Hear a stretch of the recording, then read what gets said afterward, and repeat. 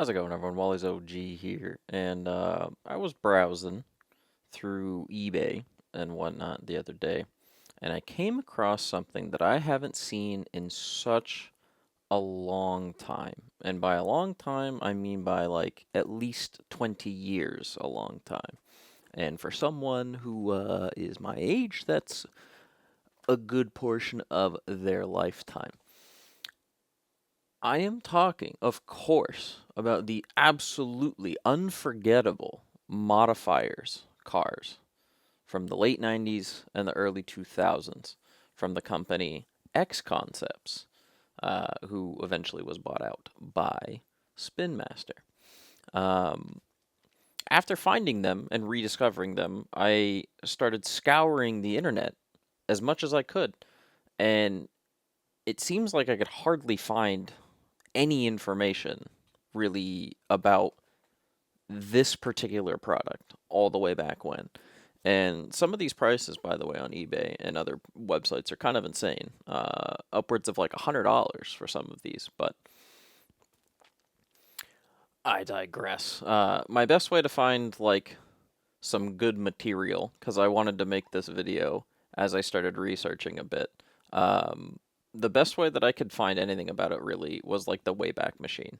I'm not really good at any of this kind of internet sleuthing stuff, but hey, we'll figure it out. Um, from what I could find though, this is pretty much it. So Concepts was the original name of the company, and they originally started producing tech decks, and it was founded in the early '90s by Joe Ciaglia. I am probably butchering that name. I do apologize. I did look up some information on Joe, and he is still making skateboards and skateboard ramps. So he's still in the business. The company was based out of California and initially specialized in manufacturing and distributing skateboards, as well as anything pretty much skate related. So Joe has been in this business for, let's say, quite a while. They were, of course, one of the early pioneers when it came to the fingerboard industry. I'm pretty sure they were like the only fingerboard when it came out. And almost even today, I mean, the knockoffs are there, but nothing really beats a solid tech besides maybe like a custom board or something like that. There's like a whole nother world, by the way, when it comes to tech decks, but um, the reason why I'm covering tech decks is because that's what really got the company going. It really kind of got them up there and noticed. Um, in the late 90s, Concept started experimenting with other lines of toys like modifiers.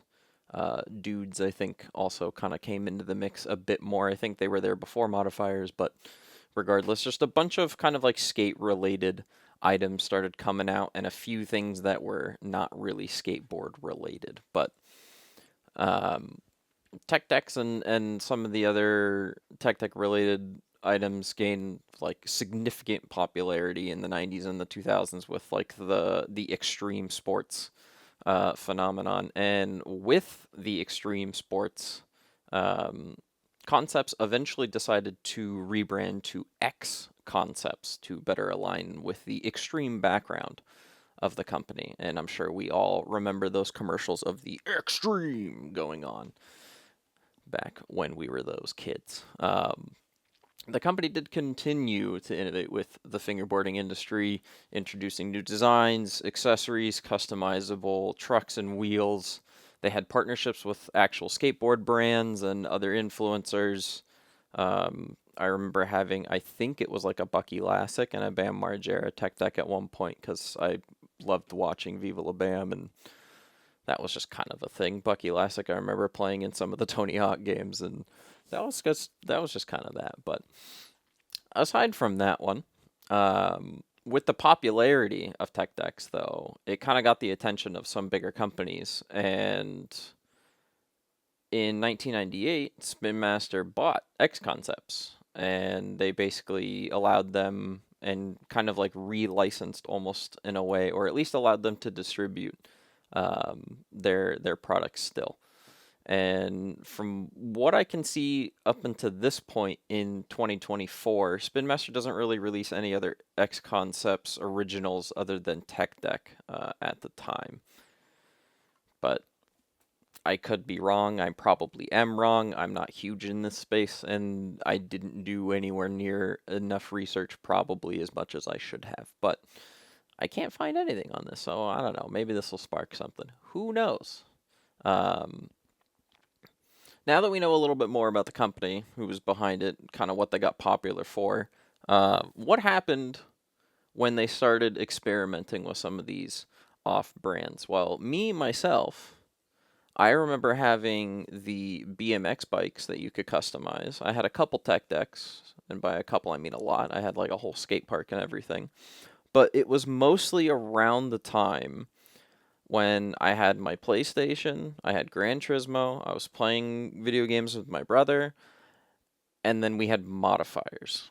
I didn't get into Hot Wheels or anything like that. I was into X mods, the RC cars and whatnot, and maybe I'll do a video on those later because you can kind of find those in a way still nowadays. But regardless, um, and modifiers were like they were like just the cooler version of Hot Wheels. Like Hot Wheels are like $1 or whatever, cool, and some of the more expensive ones were like the premiums and whatnot. But the premiums weren't like super there yet in the 2000s. Like it was still kind of getting there, but these modifiers were customizable, so you could take off the front and rear bumper, you could take off the side skirts, you could swap wheels, you can add customizable parts to the engine bay, you can swap out the exhaust, you could swap out the hood, the seats. Like there were so many things that you could do, even with like the deluxe kits and everything. It was just there was so much you could do with these cars.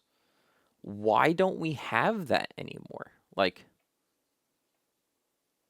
why don't we have these customization options anymore with like model cars? At least, sorry, for a decent affordable price. Like I would pay $20 for something like the deluxe pack, and if I'm remembering correctly, they were around, I think they were around like 15 to $20 if I'm not mistaken. I could be completely wrong. I haven't been able to find the original price for them yet, but or at least for all the different ones, because there was different like levels that you could get. There was like I'm staring at a deluxe one right now of a CRX with it comes with 4 total sets of wheels, 2 new seats, a hood, some screws, a screwdriver, 10 stickers, some McGuire's wax. Like there's so many things that came with this, and it was affordable, and it was a car that you kind of enjoyed. I mean, we had things like the Acura Integra, we had the Honda Civic, the hatchback and the coupe, we had the CRX. I remember having like 3 different versions of the CRX. We had the Mitsubishi Eclipse, we had the Impreza. There was just so many cool things, and like actual brands. I don't know if they like actually got in on it, but like Yokohama, Gretti, Eibach, all these companies got in on this. All the tuner companies, and was like, yeah, like, why not? Why not go along with it? Like HKS, Sparco, Axis, a lot of these companies are still around. I feel like this isn't as difficult to do nowadays. Like especially with the whole thing of like 3D printing and all that. I don't know. Why don't we have stuff like this anymore? And if we do, someone please tell me so I can spend all of my money on it. Yeah, these things are kind of out of my reach at the current moment of time as far as like just randomly purchasing some, but maybe we'll see. I don't know. Like I said, like a lot of these are upwards in like the hundreds of dollar range. Um, I'm looking at a deluxe modifiers of the HKS Civic hatchback, and it is currently at $95. It does look sick though. It really does look sick. It's like why can't we get these anymore? Cuz like right now my customization is basically drilling the rivets out of my Hot Wheels and wheel swapping. I mean, it's cool, it's fun, sure, but it's not buying two, having one stock, and having one modified. I understand. Modified, it's like the whole thing. People love modifying their cars. And I figure Japan, right? Japan should have a toy like this. Do they not? Does Japan not have a toy like this? Because if they don't, someone is messing up severely. Anyway, I just wanted to get that out there. I may do more videos like this on some of the other toys that I grew up with and whatnot.